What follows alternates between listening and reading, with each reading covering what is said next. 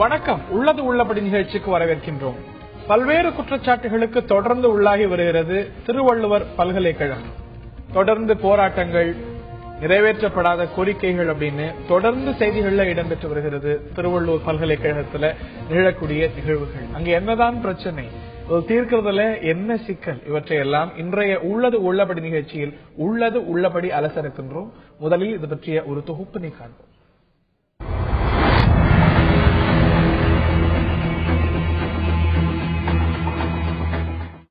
திருவள்ளூர் பல்கலைக்கழக தேர்வுத் துறையில் கடந்த 2009ஆம் ஆண்டு முதல் ஏற்பட்டுள்ள குளறுபடியால் மாணவர்களின் எதிர்காலம் கேள்விக்குறியாகி வருகிறது. திருவள்ளூர் பல்கலைக்கழகம் கடந்த 2002ஆம் ஆண்டு வேலூரில் தொடங்கப்பட்டது. இப்பல்கலைக்கழகத்தில் 33 துறைகள் செயல்பட்டு வருகின்றன. வேலூர், கடலூர், திருவண்ணாமலை, விழுப்புரம் ஆகிய 4 மாவட்டங்களைச் சேர்ந்த 115 கல்லூரிகள் இந்த பல்கலைக்கழகத்தின் கட்டுப்பாட்டில் செயல்பட்டு வருகிறது. ஆனால் இங்கு போதிய அலுவலக ஊழியர்கள் இல்லாததால் உரிய நேரத்தில் தேர்வு நடத்துவது, மாணவர்களுக்கு உரிய காலத்தில் சான்றிதழ் வழங்க முடியாதது உள்ளிட்ட பல்வேறு பிரச்சனைகள் ஏற்பட்டுள்ளன. பல்கலைக்கழகம் தொடங்கப்பட்டது முதல் தற்காலிகமாக பணியாற்றி வந்த தொழிலாளர்கள் பணி நிரந்தரம் செய்ய கோரி போராட்டத்தில் ஈடுபட்டனர். இதில் 64 பணியாளர்கள் தற்காலிக பணி நீக்கம் செய்யப்பட்டுள்ளனர். இதனால் பணிகள் மேலும் முடங்கியுள்ளது. இதுவரை இந்த பல்கலைக்கழகத்தில் பயின்ற பல லட்சம் மாணவர்களுக்கு புரொபஷனல் சான்றிதழ்கள் வழங்கப்படவில்லை என்று கூறப்படுகிறது. பிரச்சனையை சமாளிக்க பல்கலைக்கழக அலுவலக பணிகள் அவுட் சோர்சிங் முறையில் தனியாருக்கு வழங்கி வருவதாகவும் கூறப்படுகிறது. இதனிடையே மாணவர்களுக்கு வழங்கப்படும் சான்றிதழ்கள் பிழையோடு அச்சடிக்கப்பட்டுள்ளதாகவும் குற்றச்சாட்டு எழுந்துள்ளது.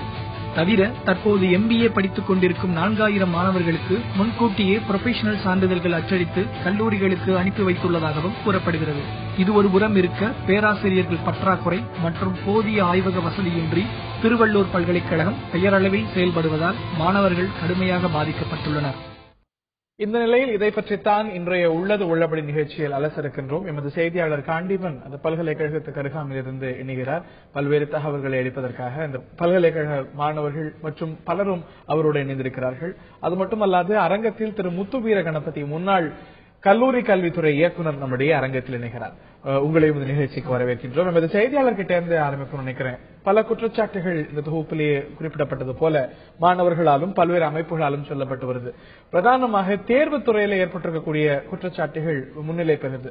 இந்த ப்ரொவிஷனல் சர்டிபிகேட் வழங்கலன்னு ஒரு குற்றச்சாட்டு, படிச்சுட்டு இருக்கிற மாணவர்களுக்கு, படித்து முடித்து டிகிரி கிடைக்க வேண்டிய மாணவர்களுக்கு வழங்க வேண்டிய ப்ரொவிஷனல் சர்டிபிகேட்டை கொடுத்தாங்கிற குற்றச்சாட்டு ஒரு பக்கம். பிரதானமாக அங்கே முன்மொழியப்படக்கூடிய குற்றச்சாட்டுகள் என்ன, அங்க இருப்பவர்கள் வாயிலாகவும் தொடர்ந்து வரக்கூடிய தகவல்களின் அடிப்படையிலும் தகவல்கள் சொல்லுங்க.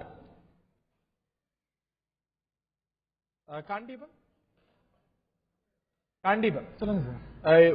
பிரதானமாக எழுந்திருக்கக்கூடிய குற்றச்சாட்டுகள், குறிப்பாக தேர்வு துறையில் எழுந்திருக்கக்கூடிய குற்றச்சாட்டுகள், என்னென்ன குற்றச்சாட்டுகளை முன்வைக்கிறாங்க, எதனால் இந்த விவகாரம் முன்னிலை பெறுகிறது? அதாவது தமிழகத்தில் இருக்கக்கூடிய அரசு பல்கலைக்கழகங்கள் 21 பல்கலைக்கழகங்கள்ல 16 பல்கலைக்கழகங்கள் கலை மற்றும் அறிவியல் சார்ந்த பல்கலைக்கழகங்கள். அதில் ஒன்றான திருவள்ளூர் பல்கலைக்கழகம் 2002ஆம் ஆண்டு துவங்கப்பட்டு 2010ஆம் ஆண்டு புது பொலிவுடன், அதாவது ஆராய்ச்சி மையங்களுடன் கூடிய புது பொலிவுடன் வேலூர் அடுத்த காட்பாடி பகுதியில் உள்ள சேர்க்காடு பகுதியில் துவங்கப்பட்டது. துவங்கப்பட்ட இந்த பல்கலைக்கழகங்கள்ல 2008ஆம் ஆண்டு CBCSE என்ற ஒரு மெத்தடை கொண்டு வந்ததுக்கு அப்புறம் முதல்ல பிரச்சனை கிளப்பினதே அதாவது மதிப்பெண் சான்றிதழ்ல குளறுபடிகள், அதாவது கிரெடிட் என்கிற ஒரு செக்ஷன்ல குளறுபடிகள் ஆரம்பிச்சிருக்கு. அந்த குளறுபடிகளுக்கு அப்புறம் இருக்கக்கூடிய ஊழியர்களுக்குள்ள பிரச்சனைகள் ஏற்பட்டிருக்கு. அதாவது தற்காலிக பணியாளர்கள் இந்த பல்கலைக்கழகத்துல செயல்பட்டு வந்தவங்க பணி நிரந்தரம், அதாவது கடந்த 8 ஆண்டுகள் 6 ஆண்டுகள் தொடர்ந்து தற்காலிக பணியாளர்களா இருந்தவங்க பணி நிரந்தரம் செய்ய சொல்லி கோரிக்கை விடுத்தாங்க. கோரிக்கை விடுத்ததுக்கு அப்புறம் பல்கலைக்கழக நிர்வாகம் இவங்களை ஒரு குறிப்பிட்ட காலக்கெடு கொடுத்து அதுக்குள்ள மீண்டும் இணைய வேண்டும் சொல்லி இருக்காங்க. அந்த இணையாத பட்சத்துல அவங்கள டெர்மினேட் பண்ணிருக்காங்க, அதாவது பணி நீக்கம் செய்யப்பட்டிருக்காங்க. 66 பணியாளர்கள் பணி நீக்கம் செய்யப்பட்டிருக்காங்க. இதுக்கு முன்னால பாத்தீங்கன்னா மாணவர்களுக்கு உண்டான குளறுபடிகள் பாத்தீங்கன்னா, மாணவர்களுக்கு வழங்க வேண்டிய மதிப்பெண் சான்றிதழ், அதாவது மறு மதிப்பீடுக்கு அப்ளை பண்ணாங்கன்னா அப்ளை பண்ற மாணவர்களுக்கு ஒரு ப்ரொசீஜரே கிடையாதுன்னு சொல்லி கம்ப்ளைண்ட் கொடுக்கறாங்க. அதே நேரத்தில் பாத்தீங்கன்னா 3 ஆண்டு படிக்க வேண்டிய கல்லூரி மாணவன் 2ஆம் ஆண்டு படிக்கும் போதே அவனுக்கு உண்டான பட்டயம் சான்றிதழும், அதாவது ப்ரொவிஷனல் சர்டிபிகேட் அவருக்கு கிடைச்சிடுது. இது என்ன காரணம் பாத்தீங்கன்னா, முறையான பணியாளர்கள் இல்ல, முறையான செயல்படுத்த கம்யூனிகேஷன் கிடையாது. இதுக்கு உதாரணமா பாத்தீங்கன்னா, கடந்த 17ஆம் தேதி வேலூர் மாவட்டம் ஆம்பூர் பகுதியில் இருக்கக்கூடிய ஒரு தனியார் கல்லூரியில கொஸ்டின் பேப்பரே அவுட் ஆயிருக்கு. அந்த அவுட் ஆனதுனால அந்த பல்கலைக்கழக நிர்வாகம் அனைத்து கொஸ்டின் பேப்பரை ரிட்டர்ன் பண்ண சொல்லியிருக்காங்க. அதுக்கப்புறம் இரவோடு இரவாகவே வந்து கொஸ்டின் பேப்பர் தயாரிச்சு எல்லா கல்லூரிகளுக்கும் விநியோகிக்கப்பட்டிருக்கு. அந்த விநியோகிக்கப்பட்ட பிரச்சனையிலையும் பாத்தீங்கன்னா இமெயில் மூலமா அனுப்பிச்சிருக்காங்க கொஸ்டின் பேப்பரை. இமெயில் மூலமா அனுப்புறதுனால என்ன பண்றாங்க, ஒரு கல்லூரியில் இருக்கக்கூடிய இமெயில் சென்டர் வந்து ஓபன் ஆகாதனால அருகில் இருக்கக்கூடிய இன்னொரு கல்லூரிக்கு போயிட்டு ஒரு மாணவன் மூலமா தான் அந்த கொஸ்டின் பேப்பர் வாங்கிட்டு வருவாங்க. வாங்கிட்டு வர நேரத்தில் பாத்தீங்கன்னா அந்த மாணவரும் அந்த கொஸ்டின் பேப்பர் ப்ரிப்பேர் பண்ணிடுறாரு. இன்னும் கூடுதலான ஒரு குற்றச்சாட்டு என்னன்னாக்கா, கல்லூரி வந்து நடத்தக்கூடிய வந்து இது தேர்வு முறைகள் பாத்தீங்கன்னா காலை 10 மணி முதல் 1 மணி வரை நடத்த வேண்டும். அப்படி நடத்தப்படும் போதுதான் மாணவர்கள் வந்து முறையா தேர்வு எழுத முடியும். ஆனா கொஸ்டின் பேப்பரே வந்து 11 மணிக்கு தான் கிடைக்குது. 11 மணிக்கு கிடைச்சதுக்கு அப்புறம் மாணவருக்கு எந்த நேரத்தில் வந்து தேர்வு எழுதுறதுக்கு டைம் அனுமதிக்கப்படும். ஒரு கல்லூரியில 11 மணிக்கு கிடைச்சுன்னா மற்ற கல்லூரியில 10 மணிக்கு கிடைச்ச கல்லூரி மாணவர்கள் வந்து கம்யூனிகேட் மூலமா வந்து அவங்க கொஸ்டின் பேப்பர் அவுட் பண்ணிக்கிறாங்கன்னு சொல்லிட்டு குற்றச்சாட்டு தெரிவிக்கிறாங்க. அது மட்டும் இல்லாம தேர்வுக்கான பணத்தை கட்டியும் ஒரு சில மாணவர்களுக்கு தேர்வுக்கு அந்த அடையாள அட்டை வரும் இல்லைங்களா, அந்த அடையாள அட்டையில வந்து அவங்களுடைய பேரே வராத அளவுக்கு வந்து அவல நிலையை வந்து இருக்கிறதா பல்கலைக்கழகத்தில் இருக்கிறதா தெரிவிக்கிறாங்க. இந்த பிரச்சனைகளை பற்றி நம்ம கூட பேசுறதுக்காக இந்திய மாணவர்கள் சங்கத்துடைய மாநில துணை செயலாளர் நம்மோட களத்தில் இருக்கிறாரு. அதே போல இந்த பணி நீக்கம் செய்யப்பட்ட பணியாளர்கள் மீண்டும் பணியமர்த்த வேண்டும் என்ற கோரிக்கையை விடுத்திருக்கிறதாக நம்மளோட இளங்கோவன் இருக்காரு. இத்தனை தகவல்களுடன் இங்க களத்துல காத்திருக்கிறேன் ஹரிஹரன். ரைட், தொடர்ந்து பேசுவோமாக. இந்த குற்றச்சாட்டுகள் அப்படிங்கிறது பெரிய ஒரு பட்டியல் கொடுக்கப்படுது வைக்கக்கூடிய குற்றச்சாட்டுகள்ல. அது ஒன்றல்ல பல இனங்கள் இருப்பதாக நம்ம புரிந்து கொள்கின்றோம். தேர்வை மையப்படுத்திய விஷயங்கள் இன்னும் மாணவர்கள் சார்ந்த ஆசிரியர்கள் சார்ந்திருந்தாலும் கூட இந்த தேர்வை மையப்படுத்திய குற்றச்சாட்டுகள் அதிகமா இருக்கு. அவரே கூட குறிப்பிட்டது போல இந்த சாய்ஸ் பேஸ்ட் கிரெடிட் சிஸ்டம் அறிமுகம் பிறகு இந்த குற்றச்சாட்டுகள் அதிகப்படுது. என்ன காரணமா இருக்கும்னு நினைக்கிறீங்க? இது எப்படி உங்களுடைய பார்வையில் அணுகிறீங்க?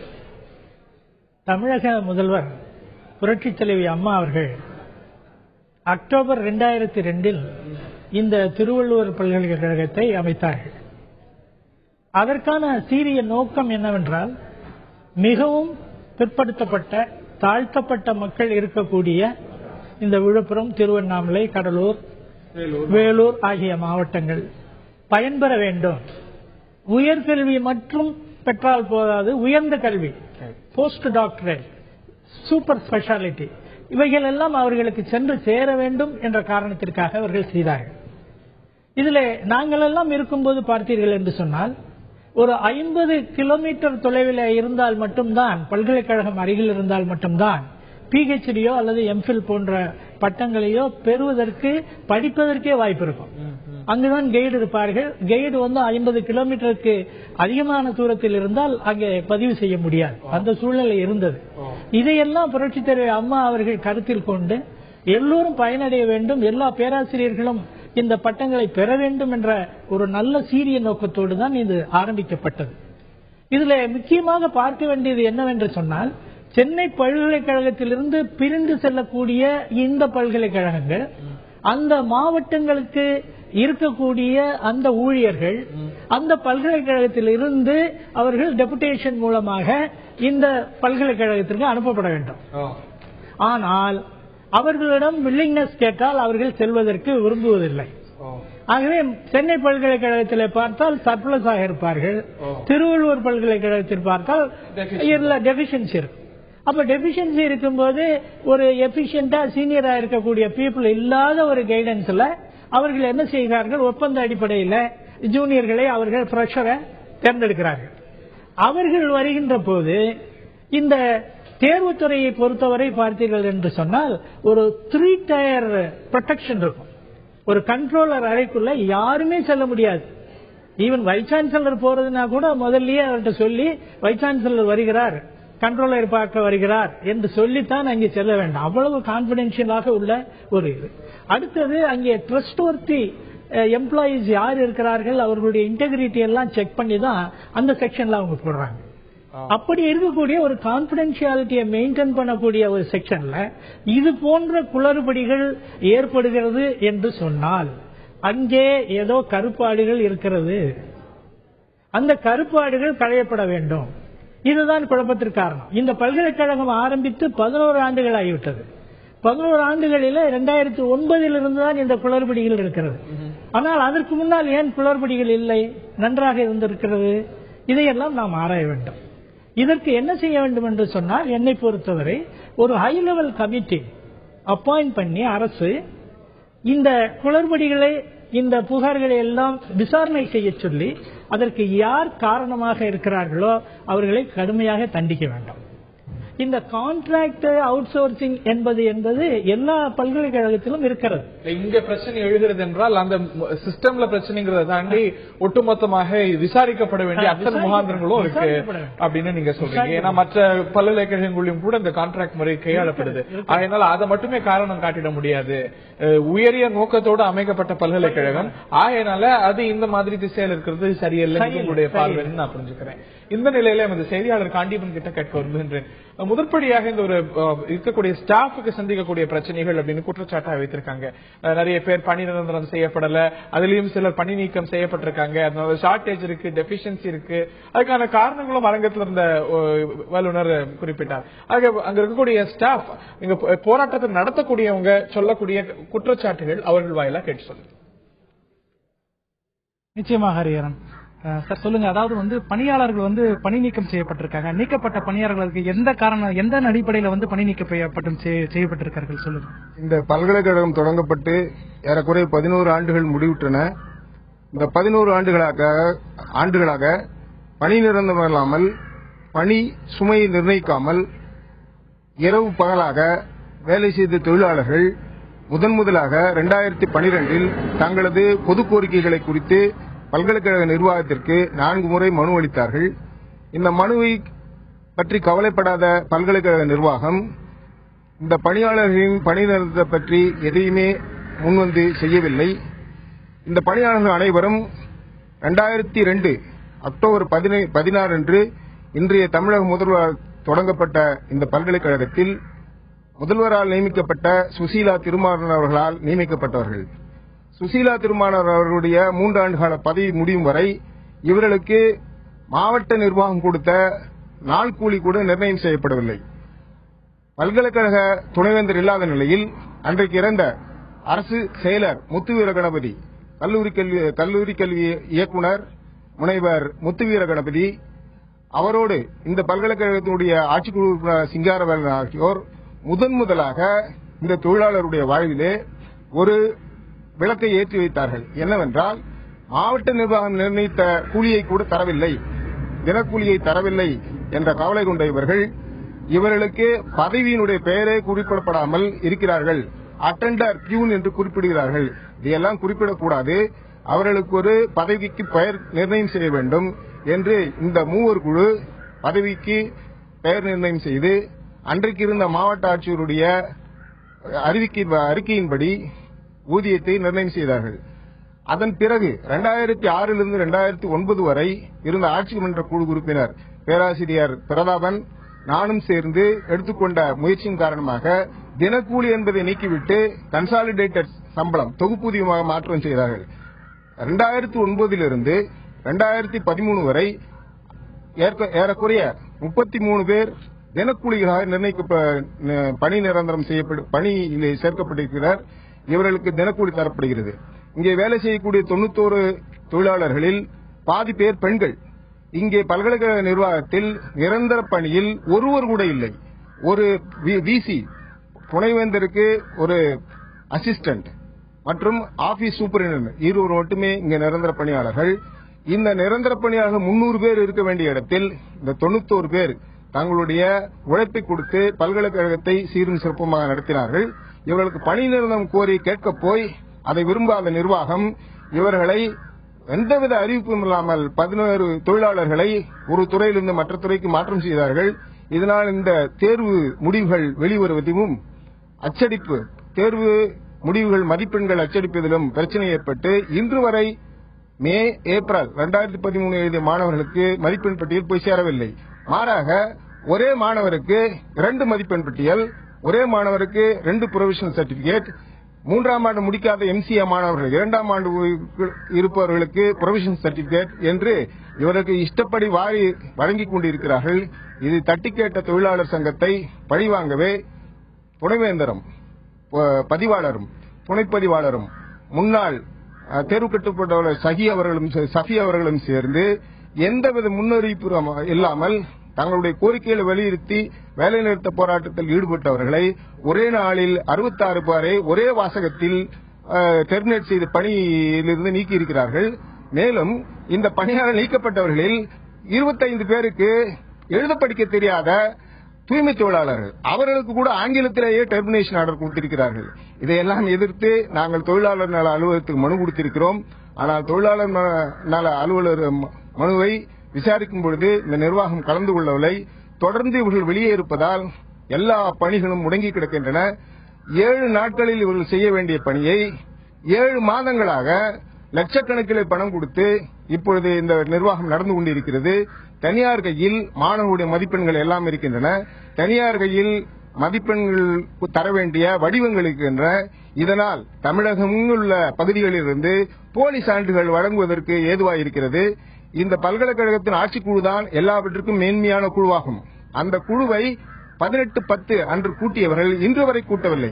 18/10க்கு பிறகுதான் வேலை நிறுத்த போராட்டம் தொடர்ந்தது. வேலை நிறுத்த போராட்டம் தொடர்ந்த 15ஆம் நாளில் வேலை நீக்கம் செய்யப்பட்டார்கள். இதற்காக லட்சக்கணக்கிலே செலவு செய்து ஆட்சிக்குழுவுடைய அனுமதி பெறாமல் கேள்வித்தாள்களை இமெயில் மூலம் அனுப்புகிறார்கள். இந்த இமெயில் மூலம் அனுப்பும்பொழுது எல்லா கல்லூரிகளுக்கும் அனுப்புவது கிடையாது.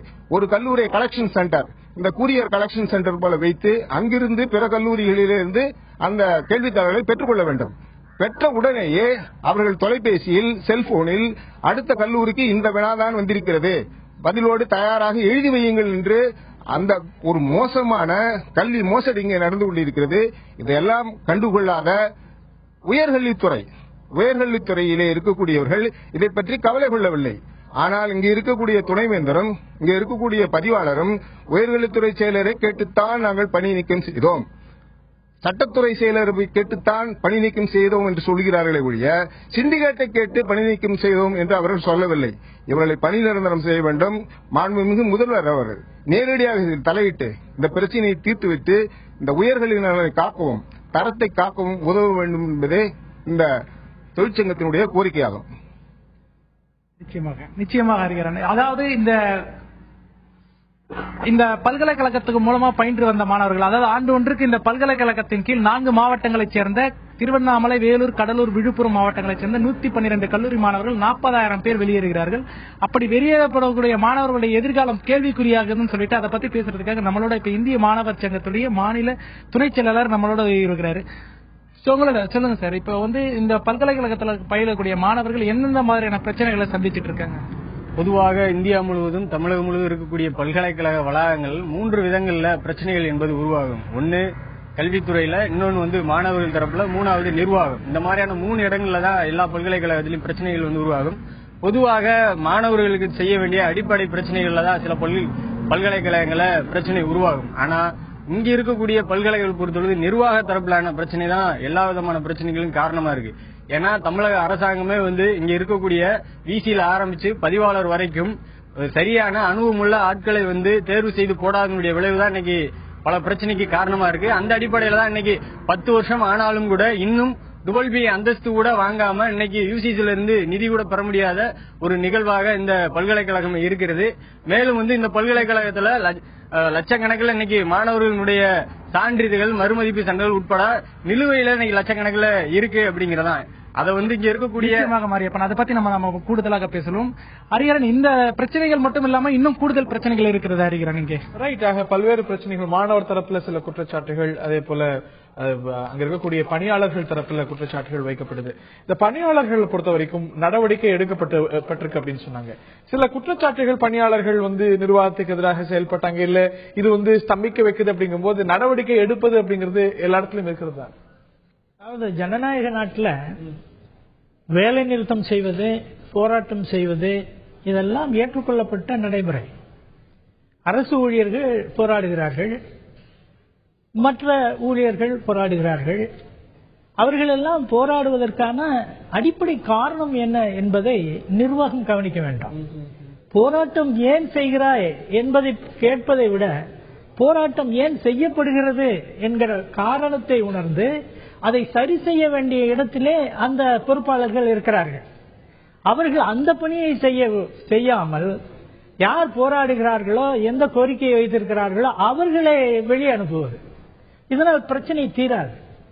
இவ்வளவு ஊழியர்களை அவர்கள் பணி நியமனம் செய்திருக்கிறார்கள் என்று சொன்னால் அவர்களுக்கு தேவையான வேலை அங்கு இருக்கிறதா என்பதை பார்த்து அவர்கள் தேர்ந்தெடுத்திருக்க வேண்டும். 40 பணியாளர்கள் தேவை, அவர்களால் இந்த வேலையை செய்ய முடியும் என்றால் 40 நிறுத்தியிருக்க வேண்டும். 94 பேரை நியமித்து விட்டு அந்த குழுவில் இருந்திருக்கீங்க. அந்த சமயத்தில் இந்த தேவைகள் கருத்தில் கொள்ளப்பட்டதா இல்லையா? இருக்கு. நான் இருக்கும்போது நான் விசி கன்வீனராக இருந்திருக்கிறேன். விசி இல்லாத போது அப்பொழுது இந்த மாதிரி பிரச்சனைகளை எல்லாம் சுமூகமாக தீர்த்திருக்கிறோம். ஏனென்றால் அந்த தேவை கருத்துல கொள்ளப்பட்டதா? இவ்வளவுதான் இந்த பணிக்கு தேவை. அப்பொழுதெல்லாம் தேவையின் அடிப்படையில் தான் கான்ட்ராக்ட் பேசிஸ்ல அப்பாயிண்ட் பண்ணுவாங்க. கண்ட்ரோலர் ஆபீஸ்ல பொறுத்தவரை பார்த்தீர்கள் என்றால் இந்த ஜனவரி மாசத்திலிருந்து ஜூன் மாதம் வரைக்கும் அவர்களுடைய பணி தேவைப்படுகிறது. இந்த கொஸ்டின் பேப்பரை அனுப்புறது, இந்த டம்மி நம்பர் போடுறது, அடுத்தது ரிசல்ட் வந்தவுடனே அதை கம்பைல் பண்றது, இந்த பணிகள் இருக்கும். அதற்கு பின்னால் அவர்களுக்கு பணி இருக்காது. அது போன்ற செக்ஷன்கள்ல தான் இந்த மாதிரி கான்ட்ராக்ட போடணுமே ஒழிய இந்த கான்ட்ராக்ட பொறுத்த வரைக்கும் அதுல உங்களுக்கு சற்று மாற்று பார்வை இருக்கும். அவங்க இந்த கான்ட்ராக்ட் தான் இந்த குளறுபடிகளுக்கு காரணம். ப்ரொவிஷனல் சர்டிபிகேட் படிக்கிறவங்களுக்கு வருது, இல்லன்னா முடிச்சவங்களுக்கு வரல அப்படின்னா இதுக்கு கான்ட்ராக்ட் மாதிரி காரணம் நாங்க குற்றச்சாட்டு வைக்கப்படுது. அது தவறான செய்தி. கான்ட்ராக்டில் இருப்பவர்கள் என்றால் 11 ஆண்டுகளும் கான்ட்ராக்டில் தான் இருந்து கொண்டிருக்கிறார்கள். அப்பொழுதெல்லாம் நடந்திருக்க வேண்டும் அல்லவா? மற்ற பல்கலைக்கழகங்களையும் இது நடக்குதுங்கிறீங்களா? கான்ட்ராக்ட் செலக்டிவாக இருக்கும். மற்ற பல்கலைக்கழகத்தில் பெர்மனன்ட் எம்ப்ளாயிஸ் நிறைய இருப்பாங்க. செலக்டிவா இந்த கண்ட்ரோலர் ஆபீஸ்ல மட்டும் ஹெல்தி ட்ரெண்டா கான்ட்ராக்ட்ல அதாவது பிரதான பணிகள், அது சில கான்பிடென்ஷியாலிட்டி இருக்கக்கூடிய பணிகளை இல்ல ஒரு சென்சிட்டிவான பணிகளை கான்ட்ராக்ட் விடுறது அப்படிங்கிறது ஒரு ஆரோக்கியமான ட்ரெண்ட். அது ஆரோக்கியம் அல்ல. ஏனென்றால் அவர்களே ஒரு நிலையற்ற நிலையில இருக்கிறார்கள். அவர்களுடைய வாழ்வாதாரம் என்ன என்பதே தெரியாமல் இருக்கிறார்கள். நம் கான்ட்ராக்டில் இருக்கிறோம், நம்மளை பெர்மனன்ட் பண்ணுவாங்களா பண்ண மாட்டாங்களாங்கிற விரக்தியில் அவங்க இருக்காங்க. அவங்கள்ட்ட போய் இது போன்ற ஒரு கான்பிடென்ஷியல் மேட்டர்ஸ் சுமையை சுமத்தி அவர்கள் மீது பழியை போடுவது என்பது முற்றிலும் தவறு. இதற்கு நிர்வாகம் தான் பொறுப்பேற்க வேண்டும். நிர்வாகம் சரியாக நடத்தப்பட வேண்டும். தவறுகள் வரும்பொழுது அதை களைவதற்கான முயற்சிகளை எடுக்க வேண்டுமே ஒழிய தவறை யார் சுட்டி காட்டுகிறார்களோ அவர்களை வெளியே அனுப்பி அவர்களை சாக் பண்ணிட்டா இந்த பிரச்சனை முடிஞ்சிடும் நினைக்கிறது தவறான அணுகுமுறை. சிண்டிகேட்ல நான் இருந்திருக்கிறேன். நானே விசி இன்சார்ஜா இருந்து நடத்தி இருக்கிறேன். எவ்வளவோ பிரச்சனைகள் வரும், அதையெல்லாம் கேட்டு அந்த பிரச்சனைக்கு தீர்வு உண்டு. எந்த பிரச்சனைக்கும் தீர்வு உண்டு. தீர்வு இல்லாத பிரச்சனையே கிடையாது. பல்கலைக்கழகங்கள் இருக்கும்போது ஒரு பல்கலைக்கழகத்துக்கு மட்டும்தான் அந்த பிரச்சனை என்றால் 20க்கும் இருக்கணும், 21க்கும் இருக்கணும். இவ்வளவு பிரச்சனைகள் அங்க இருக்கு அப்படின்னா அது சரியாக தீர்க்கப்படல அப்படிங்கறது தான் காட்டுது அப்படிங்கிறது உங்களுடைய பார்வைகளாக இருக்கு. இது செயல்படுத்துறதுல இந்த பிரச்சனைகளை கையாளுறதுல இருக்கக்கூடிய நடைமுறை சிக்கல்கள் பல்கலைக்கழகங்களுக்கு உண்டா? இந்த பல்கலைக்கழகத்துக்கு உண்டா?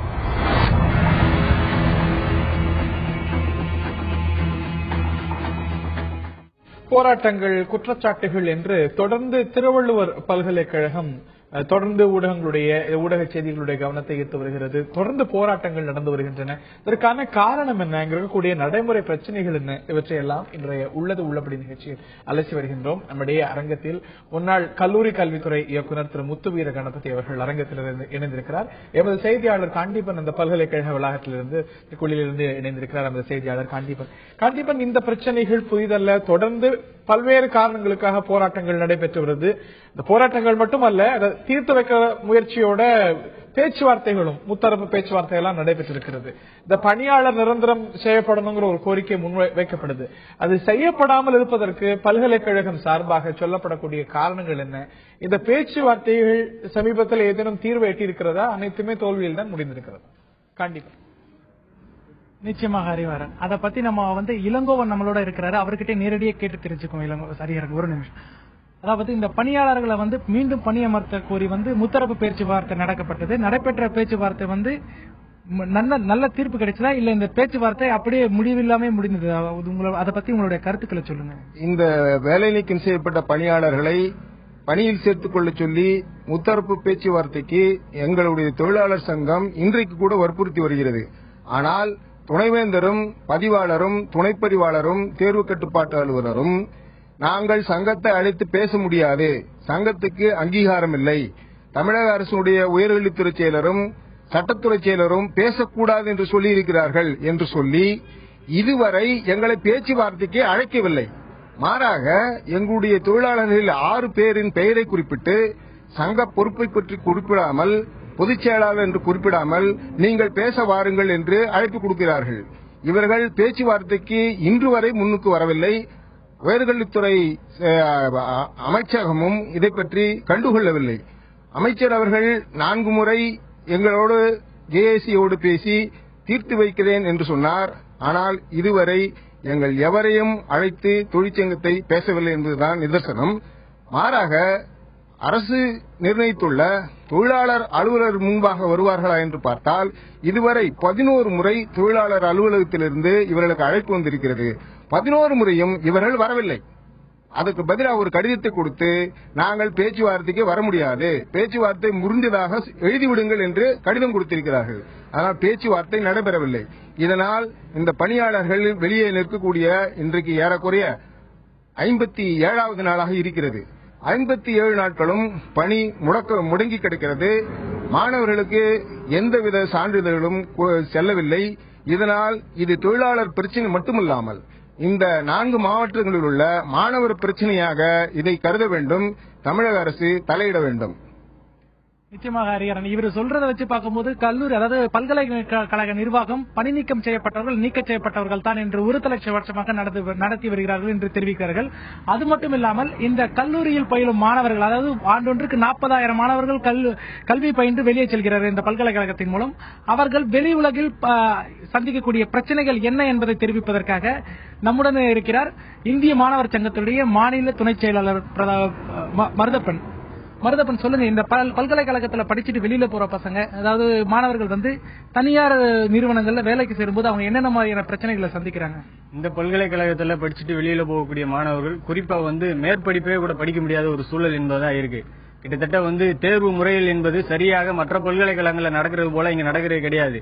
ஏற்கனவே குளறுபடி இருக்கிறதுனால தேர்வு தள்ளிதான் வைக்கிறாங்க. அதனால மாணவர்கள் குறிப்பிட்ட நேரத்துல போய் பிஎட் கல்லூரிகள்ல கல்வியியல் கல்லூரிகள்ல அந்த மாணவர்கள் சேர்ந்தாலும் கூட அவங்களுக்கு முறையாக ப்ரொஃபஷனல் சர்டிபிகேட் கிடைக்கிறது இல்ல. அது கேட்டு இங்க இருக்கக்கூடிய நிர்வாகத்தோட அந்த மாணவர்கள் தினமும் ஒரு 200-300 மாணவர்கள் இந்த பல்கலைக்கழக வளாகங்கள்ல அலைஞ்சிட்டு போகக்கூடிய ஒரு ஏற்பாடு என்பது இருக்கு.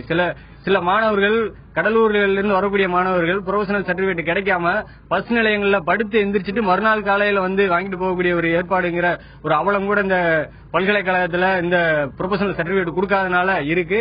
மேலும் இதை கேட்பதற்கு கூட இங்க ஒரு மாணவர்கள் மாணவர்களுடைய ஜனநாயகத்துவத்தை கேட்பதற்கு மாணவர் பேரவை தேர்வு என்பது கூட இங்க இன்னும் நடத்தப்படல. இது போன்ற பல பிரச்சனைகள் இந்த பல்கலைக்கழக வளாகத்துக்குள்ளாராக இருந்து வருகிறது. இதற்காகத்தான் இந்திய மாணவர் சங்கம் கடந்த 20ஆம் தேதி முற்றுகை போராட்டத்தை இந்த பல்கலைக்கழகம் முன்பு நடத்தி இருக்கிறது. அதற்கு பின்பும் கூட எந்த விதமான அறிவிப்பு என்பது தமிழக அரசு அறிவிக்காமலே இருக்கிறது. உடனடியாக இங்க இருக்கக்கூடிய விசிஓ இல்லைன்னா ரெஜிஸ்டோ இம்மாதிரியான ஒரு பணி நீக்கம் செய்யப்பட்டிருந்தா தமிழக அரசாங்கம் பாத்துக்கிட்டு இருக்குமா என்னங்கிறது தெரியல. ஆனா 66 பேரை இன்னைக்கு பணி நீக்கம் என்பது செஞ்சிருக்காங்க. இதனால நிறைய பாதிக்கப்படுவது மாணவர்கள் தான். கையில எழுதி கொடுக்கக்கூடிய மதிப்பெண் சான்றிதழ் பெறக்கூடிய ஒரு ஏற்பாடு உட்பட இருக்கு. மேலும் கையாலேயே கேள்வித்தாள் எழுதி கொடுக்கப்பட்டு சில கல்லூரிகள்ல மாணவர்கள் எக்ஸாம் எழுதியிருக்காங்க. இது மேலும் லஞ்சத்தை ஊக்குவிக்கக்கூடிய ஒரு நிகழ்வாக இந்த 66 பேரை பணி நீக்கம் செய்திருப்பது நிர்வாக ரீதியில் ஏற்பட்டிருக்க பிரச்சனை மட்டும் இல்ல, மாணவர்களுக்கு கூடுதலான பிரச்சனையை உருவாக்கி இருக்கிறது. திருவள்ளுவர் பெயரில் இம்மாதிரியான அவலம் நடப்பதை தமிழக அரசாங்கம் உடனடியாக தலையிட்டு நடவடிக்கை எடுக்கணும். இல்லைன்னா மதுரை பல்கலைக்கழகத்தில் 3 ஆராய்ச்சி மாணவர்களை ஏற்கனவே அங்க இருக்கக்கூடிய துணைவேந்தர் அந்த மாணவருடைய ரெஜிஸ்ட்ரேஷனை கேன்சல் பண்ணிருக்காங்க, தவற தட்டி கேட்டாங்க. இந்திய மாணவர் சங்கம் ஒரு 5 மாவட்டங்கள்ல வரக்கூடிய 3ஆம் தேதி கலெக்டர் அலுவலகத்தை முற்றுகையிட்டு போராட்டம் நடத்திருக்கிறது. இந்த பல்கலைக்கழகத்திலையும் அம்மாதிரியான பிரச்சனைகள்ல உடனடியா தலையிடலைன்னா கவர்னர் அலுவலகம் உட்பட முற்றுகையிடுவதற்கு இந்திய மாணவர் சங்கம் திட்டமிட்டிருக்கிறது. நிச்சயமாக அதாவது மாணவர்களுடைய பிரச்சனை குறித்து தமிழக அரசு இன்னும் தலையிடவே இல்லை என்ற கருத்தோடு நம்மளோட பகிர்ந்திருக்கிறார் மருதப்பன் ஹரிஹரன். அவருடைய குற்றச்சாட்டு. ஆனால் இதுல இருக்கக்கூடிய நடைமுறை பிரச்சனைகளை இதனால் மாணவர்கள் தான் பாதிப்படைகிறோம் அப்படிங்கறது தான் அவங்க இரு தரப்புமே சொல்றாங்க.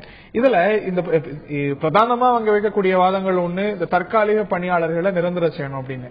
அதுல சில நடைமுறை பிரச்சனைகளும் சுட்டி காட்டப்படுது. அதுவும் கவனத்துல கொள்ளணும் தான். தற்காலிக பணியாளர்கள் நியமிக்கப்படுவதற்கு காரணம் நிரந்தர பணியாளர்கள் இல்லை. அப்படி என்றால் தற்காலிக பணியாளர்களை நியமிக்கும் போது அவர்களுக்கு ஒரு டைம் பவுண்ட் எம்ப்ளாய்மெண்ட் கொடுக்கணும். 1 ஆண்டு அவர்களுக்கு பணி, 2 ஆண்டு பணி என்று அவர்களுக்கு கொடுத்துவிட்டு அவர்களை அனுப்பியிருக்க வேண்டும். தொடர்ந்து அவர்கள் பணிபுரிகிறார்கள் என்றால் அவர்கள் நிரந்தர பணியாளர்கள் என்கின்ற உரிமையை அவர்களுக்கு கேட்பதற்கான வாய்ப்பு இருக்கிறது. இருந்தாலும் கூட அவர்கள் எவ்வாறு இந்த 64 பேரும் தொடர்ந்து பணியில் இருக்கிறார்கள்? அப்ப தொடர்ந்து பணியில் இருக்கிறார்கள் என்றால் அவர்களுக்கு அங்க பணி இருக்கிறது, அந்த பணியை கொடுத்திருக்கிறார்கள். பணி இல்லாமல் அவர்களை வைத்திருக்கவில்லை. அப்படி இருக்கக்கூடிய பணியில ஒரு டைம் பவுண்டாக அவர்களை இண்டெக்ட் பண்றதுதான் கவர்மெண்ட்ல இருக்கு.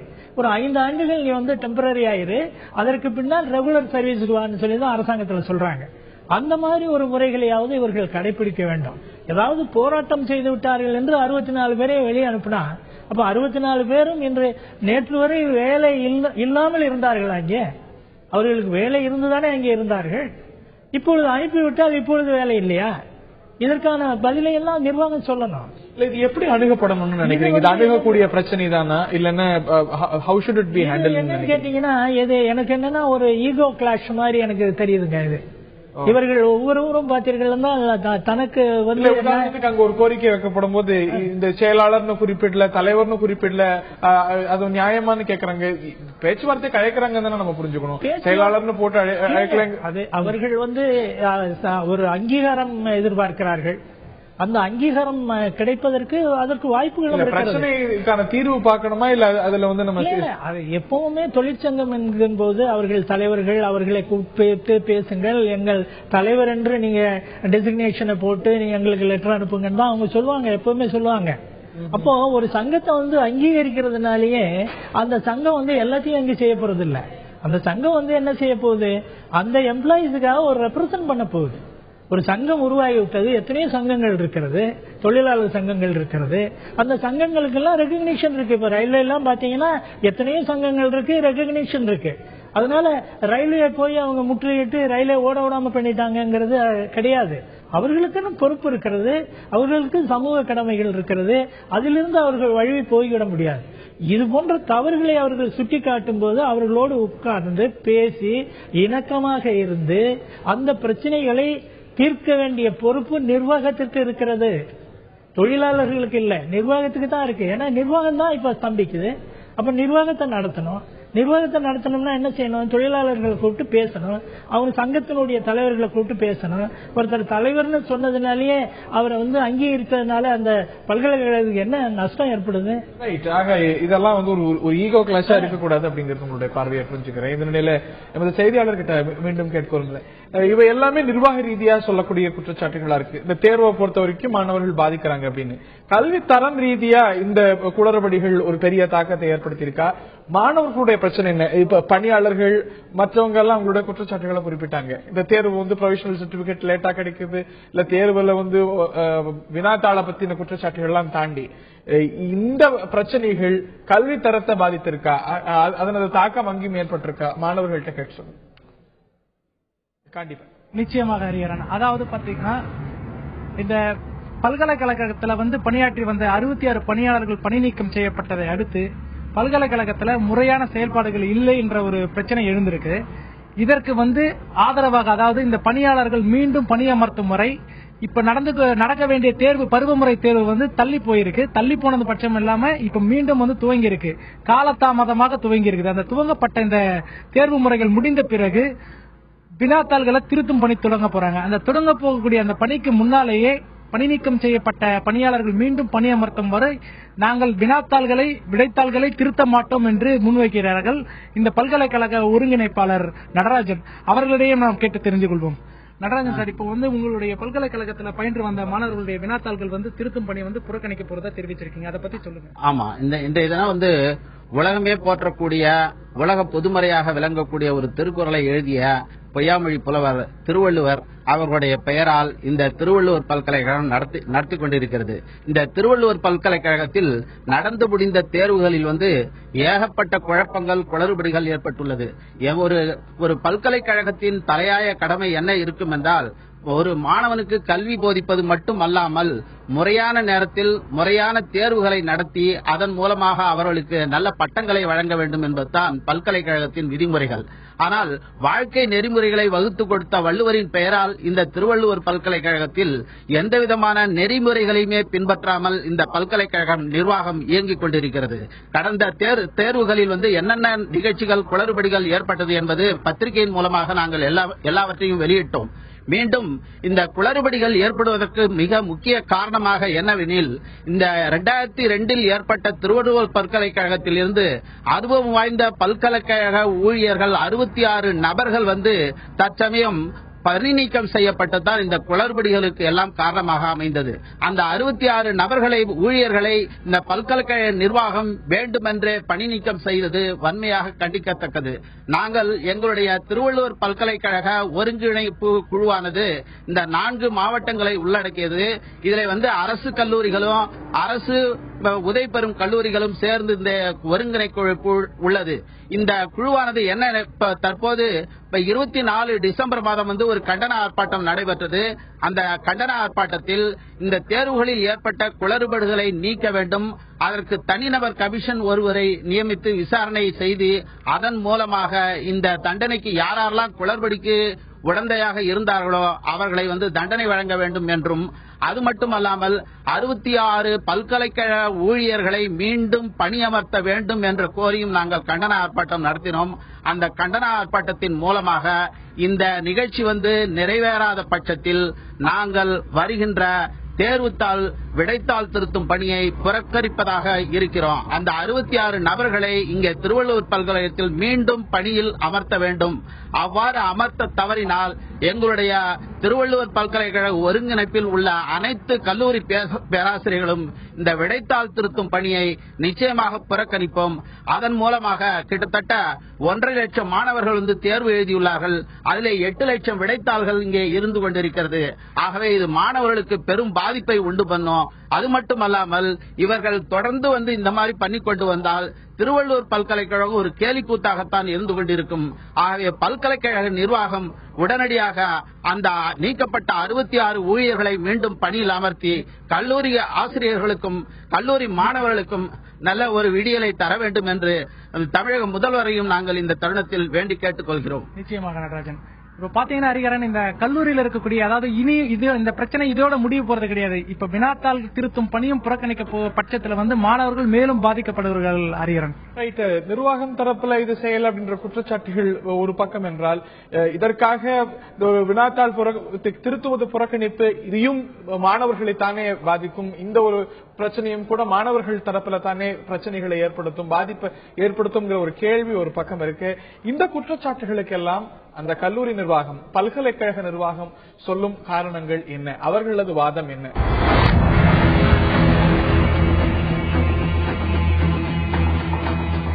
திருவள்ளுவர் பல்கலைக்கழகத்தின் மீது பல்வேறு குற்றச்சாட்டுகள் ஒரு பக்கம், தொடர்ந்து போராட்டத்தை மாணவர் அமைப்புகள், அதே போன்று தொழிலாளர் அமைப்புகள், பணிபுரியக்கூடிய தொழிலாளர்களும் பல்வேறு குற்றச்சாட்டுகளை சொல்லி வருகிறார்கள். இதற்கெல்லாம் காரணம் என்ன? நடைமுறையில் என்ன பிரச்சனைகள்? இவற்றையெல்லாம் இன்றைய உள்ளது உள்ளபடி நிகழ்ச்சியில் அரசு வருகின்றோம். நம்முடைய முன்னாள் கல்லூரி கல்வித்துறை இயக்குநர் திரு முத்துவீர கணபதி அரங்கத்தில் இணைந்திருக்கிறார். அதே போல களத்தில் இருந்து எமது செய்தியாளர் காண்டிபன் இணைந்திருக்கிறார். நான் திரு முத்துவீர கணபதி அவர்கள்ட்ட கேட்க விரும்புகின்றேன். நிர்வாகத்தின் மீது சொல்லப்படக்கூடிய குற்றச்சாட்டுகள் காரணமா இதனால மாணவர்கள் பாதிக்கப்படுறாங்க. மாணவர்களுடைய கல்வித்தரம் தானே இந்த ஒழுங்கா ப்ரொவிஷனல் சர்டிபிகேட் வராதது, இல்ல தவறான நபர்களுக்கு வருவது, எல்லாமே மாணவர்களுடைய நன்மை கருத்துல கொண்டு சொல்லப்படக்கூடிய குற்றச்சாட்டுகள். அதே போன்று இந்த குளறுபடிகளை காரணம் காட்டி நான் வினாத்தாள திருத்த மாட்டேன் அப்படின்னா அதே மாணவர்கள் தானே பாதிக்கப்படுறாங்க. இல்ல, அவர்கள் இந்த பிரச்சனையை தீர்த்துவிட்டு அதற்கு ஒரு நல்ல சுமூகமான தீர்வை எட்டுங்கள் என்றுதான் கேட்கிறார்களே ஒழிய, இது ஏற்கப்படவில்லை என்றால் இவர்களுடைய பிரச்சனையை தீர்க்கவில்லை என்று சொன்னால் இந்த பேப்பர்களை எல்லாம் நாங்கள் திருத்த மாட்டோம், எங்களுடைய எதிர்ப்பை தெரிவிப்போம் என்றுதான் அவர்கள் சொல்லுகிறார்கள். ஆகவே அவர்கள் மாணவர்கள் மீது அவர்களுக்கு மிகுந்த அக்கறை இருக்கிறது. அவர்கள் தான் கல்லூரி இப்படியும் புரிஞ்சுக்க கூடாது. 2 தரப்புக்குமே பிரச்சனை, நடுவுல சிக்கி தவிப்பது மாணவர்கள். சிக்கி தவிப்பது மாணவர்கள் என்று சொல்வதை விட சிக்கி தவிப்பது இந்த வேலை நீக்கம் செய்யப்பட்ட 64 பேர். மாணவர்களும் பாதிப்புக்குள்ளாராங்க இந்த பிரச்சனையில. மாணவர்களுடைய பாதிப்பு என்பது எப்பொழுதுமே பார்த்தீர்கள் என்று சொன்னால், தேர்வு பணிகள் வரும்பொழுது அவர்களுக்கு ஏதாவது பிரச்சனை இருந்தால் அதை அவர்கள் முறையிடுவார்கள். அதை தீர்த்து வைக்க வேண்டியது நிர்வாகத்தினுடைய கடமை. பிரச்சனைகளை தீர்க்கவே மாட்டேன், பேசவே மாட்டேன் என்று சொன்னால் நிர்வாகம் இயங்க முடியாது. நிர்வாகம் பேசித்தான் தீர்க்க வேண்டும். ஏற்கனவே சில முறை பேச்சுவார்த்தைகள் நடைபெற்றிருக்கிறது. அது ஒரு பக்கம் நடக்கணும். இந்த மாதிரி அத்தியாவசிய பணிகள் தடைபட்டு போக கூடாது இல்லையா? அத்தியாவசிய பணிகள் தடைபடுவதற்கு காரணம் என்ன? ஓவர் நைட் 64 பேரை ஏன் வெளியே அனுப்பணும்? அதற்கு காரணம் தீர்க்கப்படணும். ஆனா கல்லூரி மாணவர்கள் பாதிக்கிற மாதிரி இதுல தேர்வு திருத்தலைன்னா அடுத்த தேர்வு தள்ளி போகும். மேன்மேலும் விளைவுகள் அப்படிங்கிறது மாணவர்கள் பாதிக்கிற மாதிரி தான். பேராசிரியர்கள் அவ்வாறுதான் கோரிக்கைகள் வைப்பார்களே ஒழிய அவர்களுக்கு பொறுப்புகள் அதிகம் இருக்கிறது. அவர்களுடைய மாணவர்கள் பாதிப்பார்கள் என்பது அவர்களுக்கு தெரியும். ஆகவே அந்த பணியெல்லாம் அவர்கள் செய்வார்கள். இப்பொழுது என்ன சொல்கிறார்கள் என்றால், இந்த பிரச்சனையை நீங்கள் தீர்க்கவில்லை என்றால் இதெல்லாம் நடைபெறும். ஆகவே இது நடைபெறாமல் தடுப்பதற்கு நீங்கள் முயற்சி எடுங்கள், இப்பொழுதே நீங்கள் முயற்சி எடுத்து இந்த பிரச்சனையை தீர்த்து வையுங்கள் என்றுதான் அவர்கள் கொடுக்கிறாங்க அப்படின்னு நீங்கள் சொல்ல எமது செய்தியாளர் கிட்ட கேட்கிறேன். இவையெல்லாம் தொடர்ந்து மாணவர் தரப்புல முன்வைக்கப்பட்ட குற்றச்சாட்டுகளையும் பதிவு செய்தோம். அதே போல ஆசிரியர்கள், பணியாளர்கள் எல்லாமும் சில குற்றச்சாட்டுகளை வச்சாங்க. இதற்கெல்லாம் அவங்க கேட்கக்கூடிய கோரிக்கைகள் எல்லாம் நிறைவேறாமல் இருக்கிறதுக்கு கல்லூரி நிர்வாகம் தரப்புல சொல்லப்படக்கூடிய விஷயங்கள் என்ன? இந்த குற்றச்சாட்டுகளுக்கு அவர்களுடைய பதில் என்னவாக இருக்கிறது? கண்டிப்பா நிச்சயமாக ஹரிஹரன். அதாவது இந்த கல்லூரி நிர்வாக தரப்புல நம்மளோட இருக்காங்க. அதாவது ஆட்சி மன்ற உறுப்பினர் சாந்தி அவர்களிடமே தெரிகிறது. அதாவது இந்த கல்லூரி பல்கலைக்கழக நிர்வாகத்துல இத்தனை முறைகேடுகள் இருக்கு, இத்தனை மாணவர்கள் பாதித்துக் கொண்டிருக்கிறார்கள். இதை பத்தி உங்களுடைய, அதாவது ஆட்சி மன்ற உறுப்பினர் என்ற முறையில் உங்களுடைய கருத்துக்களை தெரிவிங்க சார். இந்த 4 மாவட்டங்களை சேர்ந்த கல்லூரி பேராசிரியர்களால் தேர்ந்தெடுக்கப்பட்ட ஆட்சிக்குழு உறுப்பினர் நான். 18/10/2013 அன்று இந்த பணியாளர்கள் போராட்டம் குறித்து பேசுவதற்காக ஆட்சிக்குழு கூட்டப்பட்டது. அப்போது இவர்களை சங்கமாக அங்கீகரித்து சங்கம் மூலமாக பேச்சுவார்த்தை நடத்தப்பட்டது என்று சொன்னால் இது விரைவில் முடிவுக்கு வந்துவிடும். எனவே இவர்களை அழைத்து பேசுங்கள் என்று எங்கள் ஆசிரியர் சங்கத்தின் சார்பாக நான் தெரிவித்த போது இவர்களை அழைத்து பேச முடியாது என்று கூறியதோடு இவர்களை சங்கமாகவே அங்கீகரிக்க முடியாது என்று சொன்னார்கள். சங்கமாக அங்கீகரிப்பதற்கு எது தடையாக இருக்கிறது என்று நான் கேட்டபோது சங்கமாக அங்கீகரிக்க ஆட்சிக்குழு ஒப்புதல் வேண்டும் என்று குறிப்பிட்டார்கள். ஆட்சிக்குழுவின் உறுப்பினர்கள் அத்தனை பேரும் இங்கு இருக்கிறோமே, இப்போதே ஒப்புதல் கொடுத்துவிட்டு அவர்களை அழைத்து பேசுங்கள், இது மாணவர்களுக்கான பிரச்சனையாக நீங்கள் பார்க்க வேண்டும், ஆசிரியர்களோடு இணைந்த பிரச்சனையாக இதை பார்க்க வேண்டும் என்று ஆட்சிக்குழு மூலம் சொல்லப்பட்டது.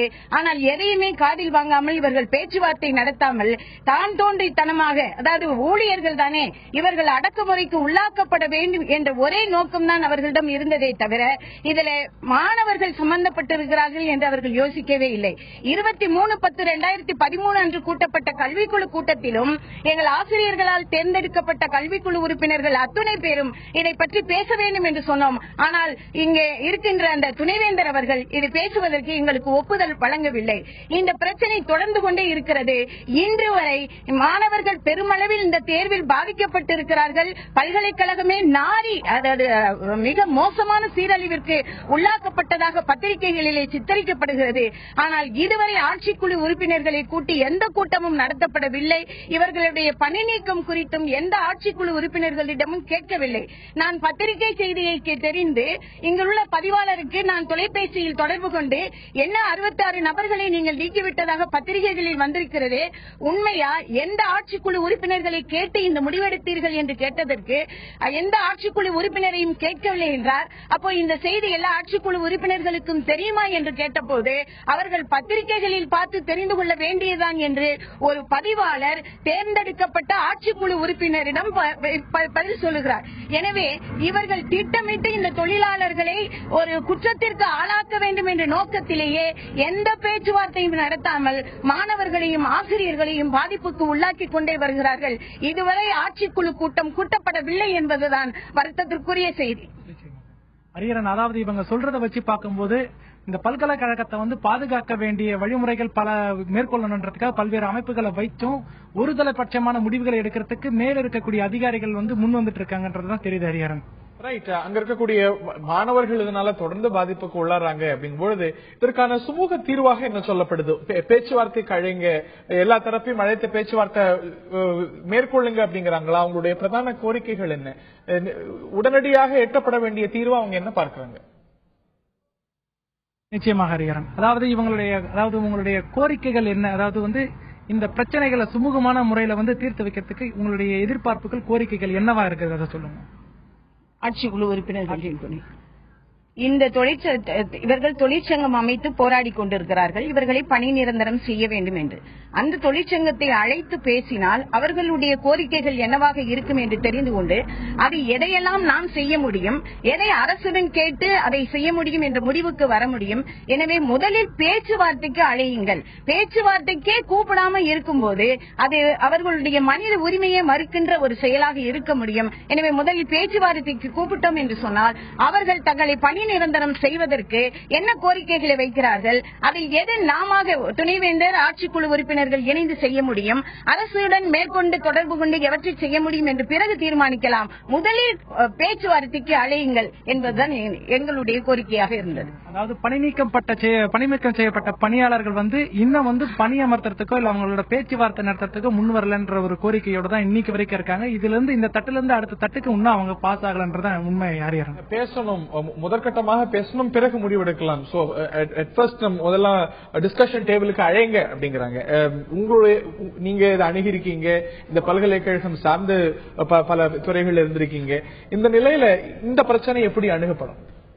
இது சிண்டிகேட் மெம்பர்ஸனுடைய ஒரு கமிட்டியை நியமித்து அந்த கமிட்டி இவர்களோடு பேச்சுவார்த்தை நடத்தி அதில் ஒரு சுமூகமான தீர்வை எட்டி அதை பல்கலைக்கழக நிர்வாகம் ஏற்றுக்கொண்டு இந்த பிரச்சனையை தீர்ப்பதுதான் நல்லது.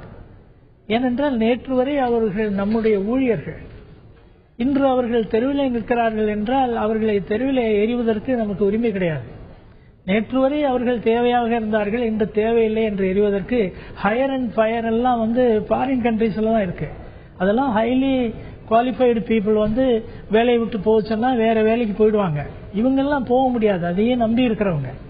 அவங்களுடைய தேவைகள் இருக்கும்போது அதை பயன்படுத்துவதற்கு தான் நிர்வாகம் முயற்சிக்கணுமே ஒழிய இவர்களை ஃபயர் பண்ணிட்டா இதோட விட்டுருவாங்களா? வேற எம்ப்ளாயிஸே எடுக்க மாட்டாங்களா? 64 பேர் அனுப்பிச்சாச்சு, இன்னும் ஒரு 30 பேர் தேவைப்படுதுன்னு எடுக்க மாட்டாங்களா? இதோட நிறுத்திடுவாங்களா? இல்ல, மறுபடியும் எடுத்து ஆகணும். ஏன் இவர்களோடு பேசக்கூடாது? பேசட்டும். அதற்கு என்ன வழிமுறை இருக்கிறது என்றால் சிண்டிகேட் கமிட்டியில வந்து சிண்டிகேட் மெம்பர்ஸ் ஒரு 3 மெம்பர் கமிட்டியை போடுவாங்க, வைஸ் சான்சலர் நியமிப்பார். அந்த கமிட்டி இவர்களோடு சேர்ந்து பேச்சுவார்த்தை நடத்தி என்ன சுமூகமான தீர்வோ அந்த தீர்வை காண வேண்டுமே ஒழிய எல்லாவற்றையும் அனுப்பிவிட முடியாது. கான்ட்ராக்ட்னா ஹையர் அண்ட் ஃபயர்ங்கிறது அவர்கள் நிலையில இருக்கிறத காட்டிலும் அமர்ந்து பேச வேண்டும். அதுதான் இதற்கான தீர்வு அப்படின்னு சொல்ல இந்த பிரச்சனைக்கு காரணம் யாரோ, நிர்வாகமோ இல்ல அமைப்புகளோ, மாணவர்கள் பெரிய அளவுக்கு பாதிக்கப்பட்டிருக்கிறார்கள். இது சுமூகமாக தீர்க்கப்பட வேண்டும். இந்த குளறுபடிகள் இருக்குமே ஆனால் அது களையப்பட வேண்டும் என்பதுதான் பொது எதிர்பார்ப்பாக இருக்க முடியும். நிகழ்ச்சியில் பங்கு பெற்ற திரு முத்துவீர கணபதி, களத்திலிருந்து செய்திகளை வழங்கிய செய்தியாளர் காண்டீபன் மற்றும் அவரோடு இணைந்து இருந்தவர்கள் மற்றும் பார்த்த நேயர்களுக்கு நன்றி தெரிவித்துள்ளது.